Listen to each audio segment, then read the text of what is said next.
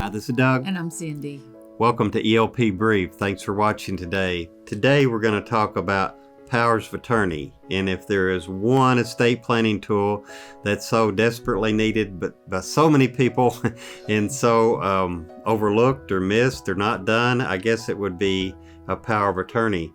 For finances. For finances, yeah, and we'll also talk at a later time about powers of attorney for healthcare purposes.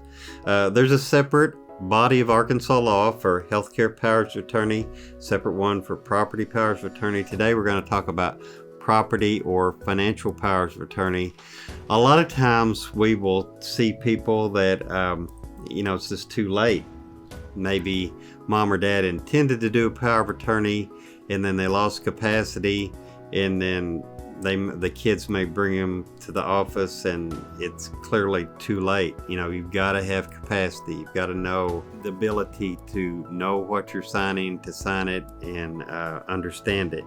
But what is a power of attorney? It's a permission slip for someone else to act on your behalf, and the things that they can do are described within the document. Now that's good, and sometimes it's bad, because if it's a very comprehensive or encompassing power of attorney, then you should have the ability to do everything you need to do for your loved one if they lose capacity and you need to act as their agent.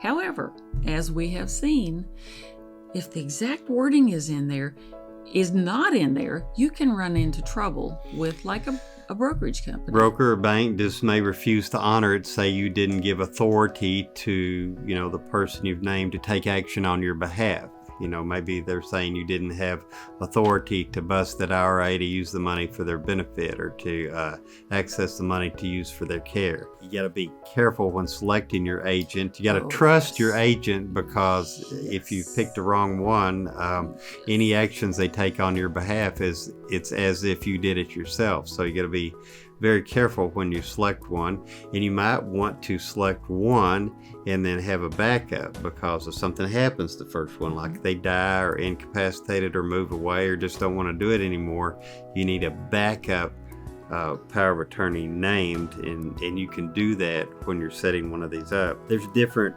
tags or words you'll hear when describing these. You'll hear durable power of attorney. The word durable just means if you're incapacitated, this still continues to work.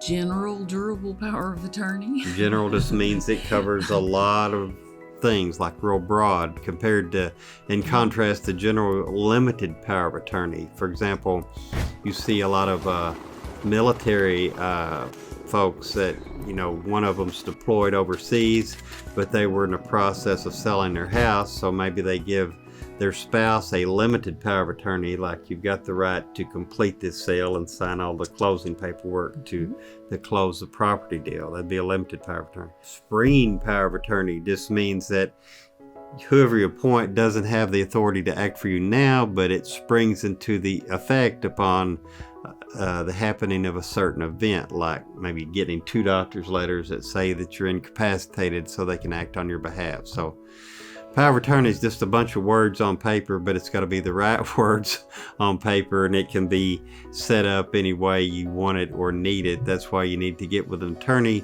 to go over these and make sure you're getting the right document for your needs. And something that we're seeing more and more is what we call supported decision making, where you may have a diagnosis of early onset or the very beginning stages of something like Alzheimer's, where you still have the capacity to do a lot. But what you want to do is to bring in a team around you that will help explain things to you, help you understand what is in your best interest, and help you continue to make decisions as long as you can, and not give up that ability to make the decisions. But when you have to give it up, then you have someone in place. If you need help with your legal decision making and would like to speak to one of us, just go to elp.legal/help. That's elp.legal/help. Thanks for watching. If you haven't subscribed to this YouTube channel, please do so. Just hit subscribe, Click the notification bell at the bottom to be notified when we do future videos, and hit the like button if you did like it so that you can share with someone. Thanks for watching. Have a great day.